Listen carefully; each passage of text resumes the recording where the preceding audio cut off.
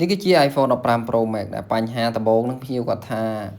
អឺគិតថាបែកតែកញ្ចក់ខាងលើទេបាទតាមពិតទៅរបស់គាត់ខូចតែអេក្រង់ទៀតដោយសារអ្នកបែកអាផ្នែកខាងក្រោមបាទហើយខ្នងក៏ខូចបាទតួក៏បាក់បាក់ទៅខូចអាផ្នែកខាងក្រោមនេះអាកន្លែងបែកខ្លាំងហ្នឹងឃើញឡើងឆ្នោតទៅតឹងអាហ្នឹងគឺពេលណាយើងប្រើយូរបន្តិចទៅវាឡើងលោតញាក់បាទឡើងបែក color ញាក់ភ្លើងត្រឹតដូចផ្លេកបន្ទោអញ្ចឹងណាបាទអញ្ចឹងទៅយកមកខ្ញុំគឺដឹងថាត្រៀមលុយទៅបាទត្រៀមលុយអស់ច្រើនងឹតមុខឆឹងតែម្ដងបាទប៉ុន្តែជាងគឺសាច់ខ្លាញ់តែហ្មងបាទអញ្ចឹងយើងធ្វើការដោះគ្រឿងបងប្អូនបាទដូចឃើញរាល់សប្ដងអញ្ចឹងបាទយើងធ្វើការដោះគូតសាកបាទហើយយើងធ្វើការដំបូងគឺគូតនឹងឯងបាទយើងធ្វើការ derivate ពីគូតទៅវិញបាទដោះទល់វីខ្ចៅឆ្វេងស្ដាំមុខ2មុខ3គឺដោះចេញអស់ហើយបាទហើយដោះនេះគឺនិយាយទៅគាត់ណាកលេចខ្ចៅគឺស្គាល់ដឹងថាខ្ចៅនៅទាំងណាបាទបាទនិយាយទៅដោះរាល់ថ្ងៃអញ្ចឹងណាបាទអញ្ចឹងទៅយើងធ្វើឲ្យលក្ខណៈថាបត់ពិសោធន៍យើងក៏ទៅតាមនឹងដែរបាទដោះរាល់ថ្ងៃក៏កលេចឆេះបាទហើយកលេចហ្នឹងមិនមែនដល់ថ្នាក់ឆេះហុយរត់ចែកជើងគ្នាណាបាទឆេះហ្នឹងមានន័យថាដឹងបាទដឹងថាដឹងឡើងច្បាស់ហ្មងបាទថាខ្ចៅមួយហ្នឹងនៅទាំងណាបាទហើយមូលប្រមាណជុំនៅតែតិចទៀតទេបាទតិចទៀតដឹងថាខ្ចៅនឹងមូលប្រមាណជុំហ្នឹងបាទហើយតែដឹងខ្ចៅនឹងមូលប្រមាណជុំត្រាស់ដឹងបណ្ដោយបាទហ្នឹងគេហៅថាអឺលក្ខណៈថាចូលដំណាក់កាលត្រាស់ដឹងណាបាទអញ្ចឹងយើងធ្វើការទាញថ្មបាទហើយបងប្អូនស្ដាប់សំឡេងបាទជាតិតែបដ ாய் បាទថ្មហ្នឹងខ្ញុំទាញម្ដងនិយាយថាបាសរោមបាទព្រឺសបល់ដោយសារអីដោយសារស្រាវបាទបើបងប្អូនមើលគាត់មានបញ្ហាស្រាវស្រើបស្រាលអីស្រាវថ្មិញបាទទាញស្រួលស្រាវថ្មិញអាហ្នឹងបាទអញ្ចឹងវាអែមស្រែមដែរបាទកៅស៊ីនរបស់គេហ្នឹងបាទកៅថ្មហ្នឹងបាទអញ្ចឹងយើងធ្វើការដោះនេះបាទដោះយកម៉ាស៊ីនចាញ់បាទនេះគឺឃ្នៀបរបស់ wireless បាទ wireless charge ហើយនឹងអឺ flash បាទ flash នៅក្រោយហ្នឹងភ្លើងពិលឲ្យយើងផ្ចាំងចូលបន្ទប់ទឹកយប់ហ្នឹងបាទហ្នឹងហើយវានៅនឹងអាស្នាប់មិញបាទអញ្ចឹងយើងធ្វើការដោះកាមេរ៉ាដោះគូតសាកគូតអីចេញអស់មកបាទដោយសារតែតួរបស់គាត់ហ្នឹងគឺបាក់ហើយបាទបាក់នៅផ្នែកខាងក្រោមធ្វើឲ្យអេក្រង់ហ្នឹងក៏ទៅគេហៅថាទៅស្ពៃបាទទៅជាស្ពៃបាត់ហើយបាទអញ្ចឹងយើងធ្វើការទិញបាទណែសនំ iCloud បាទ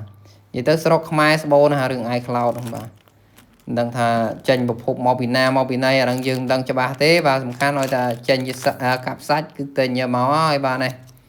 អានេះគឺស៊ីនចែតែម្ដងបាទធីមខុកបាទធីមខុកតែម្ដងអាហ្នឹងហៅធីមខុកចំបាទចំតួ 100% បណ្ដោយបាទ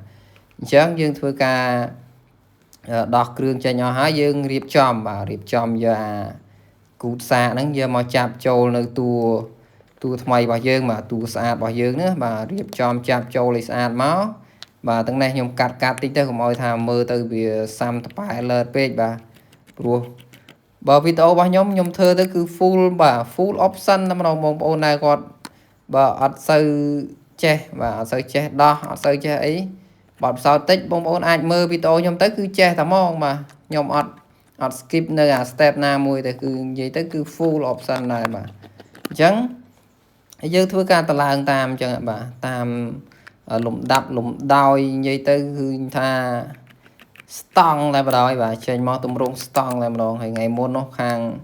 ក្រុមហ៊ុនណាទេឃើញយើងធ្វើស្តង់ពេកទៅតាក់តើងមកឲ្យទៅធ្វើការបាទខ្ញុំអត់ទៅទេបាទនៅខ្មែរលុយច្រើនដែរនោះបាទទៅនោះផុតលុយបាត់ហើយបាទលុយនៅនេះមកក៏ភ្លុះដែរអញ្ចឹងយើងធ្វើនៅខ្មែរទៅបាទអញ្ចឹងនេះយើងតឡើងថ្មតឡើងអីឈូសកៅឈូសអីលិចកើតឆ្វេងស្ដាំស៊ីលុយបាត់មិនបាច់ទៅឯណាទៅដល់អាព្រិចខាងត្បូងទេបាទគេតាក់តើងទៅឲ្យទៅធ្វើការមួយគេអញ្ចឹងបាទគេបើកហាងដែរតែគេមិនសូវចេះគេឃើញយើងធ្វើការអញ្ចឹងទៅគេចង់នាំយើងទៅធ្វើនៅនោះបានចែកគ្នាបាទតែឆ្ងាយពេកហ៊ានទៅទេបាទនៅខ្មែរទៅបាទនៅខ្មែរស្រួលជាងអ្វីទាំងអស់បាទអញ្ចឹងយើងធ្វើការដាក់អេក្រង់ថ្មីចូលបាទដាក់ធ្វើការដាក់អេក្រង់ថ្មីចូលទៅហើយអេក្រង់នេះគឺគេវាយត្រាធានាបាទត្រាហៀជាងបាទត្រាហៀជាងមុខឆ្មាបាទនៅលើហ្នឹងតែម្ដងបាទអញ្ចឹងយើងធ្វើការមូកាវឲ្យស្អាតហើយ ចាប់ចូលទៅបងប្អូនបិទជំរាបទឹកបិទអីស្អាតចែស៊ីនមកជុំអត់មានកាត់តពីវាកណាត់ហើយយកមកលក់មកលក់ឲ្យបងប្អូនបាទយកមកធ្វើឲ្យបងប្អូនថានេះស៊ីនចំអីទេបាទអត់ទេអានោះគឺសំណុំស៊ីនតែម្ដងបាទឃើញទេធ្វើឲ្យគឺមើលមិនដឹងទេបាទមើលមិនដឹងហើយយកទៅសួរណាណៃក៏ដោយបាទមិនដឹងថាទូរស័ព្ទប្រវត្តិមិនទេមិនមែនដូចលេខឡានអីឆេកកូដទៅចេញឯណាធ្លាប់បុកប៉ះអីទេអត់ទេទូរស័ព្ទអត់តែហ្មងបាទតែយើងដូរក្រង់ដូរថ្មដូរកាមេរ៉ាអីអាហ្នឹងគឺលោតហើយបាទកិច្ចអត់ផុតទេបាទហើយសម្រាប់បងប្អូនដែលចង់បានគ្រឿងបន្លាស់ Apple accessory ស៊ីនបងប្អូនអាចតាក់ទងមកខ្ញុំបានបាទយើងមានលក់ខ្សែសាកបាទមានលក់ដុំសាកហើយនឹងជាពិសេសមួយទៀតនោះគឺយើងមានលក់នៅប្រភេទ GPS AirTag បាទរបស់ Apple បាទអានេះជាប្រភេទ tracking device ដែលយើងអាចtrack បាននៅរបស់ដែលយើងចង់តាមដានបាទដាក់ឡានដាក់ម៉ូតូឲ្យជាដើមបាទអញ្ចឹងបងប្អូនដែលចង់ទិញអីបងប្អូនអាចតាក់ទងបាទតាក់ទងទៅក្នុង website របស់ខ្ញុំហ្នឹងគឺនៅលើ profile របស់ page ហ្នឹងតែម្ដងបាទ